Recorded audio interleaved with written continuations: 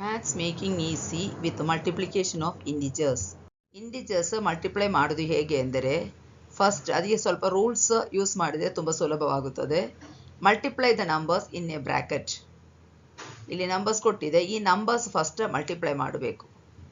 Okay, ಅನಂತರ ಇದು ಎರಡಿಗೆ ಸಹ ಸೇಮ್ ಸೈನ್ ಆದರೆ same sign always positive, answer positive ಬರ್ತದೆ.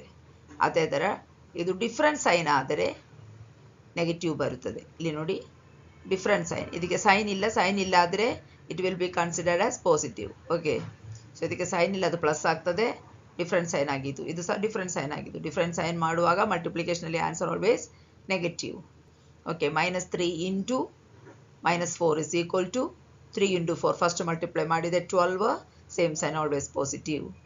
2 ಇಂಟು 9, ಫಸ್ಟ್ 2 ಇಂಟು 9 ಮಾಡಿದೆ, 18 ಬಂದಿದೆ, same sign always positive. 7 into -8, 7 into 8 56, different sign ಆಗಿದೆ, ಸೊ ಅದಕ್ಕಾಗಿ ಮೈನಸ್ ಸೈನ್ ಕೊಡಬೇಕು.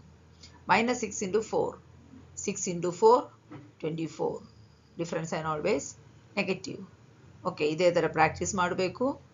ಪ್ರಾಕ್ಟೀಸ್ ಮಾಡುವಾಗ ಇದು ಕರೆಕ್ಟಾಗಿ ಪ್ರಾಕ್ಟೀಸ್ ಮಾಡಿದರೆ ಮುಂದಿನ ಕ್ಲಾಸುಗಳಲ್ಲಿ ನಿಮಗೆ ಇದೇ ಥರ ಮೆಥಡ್ಸ್ ಬರುವಾಗ ತುಂಬ ಸುಲಭವಾಗುತ್ತದೆ. ಹೆಚ್ಚಿನ ಮಾಹಿತಿಗಾಗಿ ಈ ಚಾನಲ್ ಸಬ್ಸ್ಕ್ರೈಬ್ ಮಾಡಿ.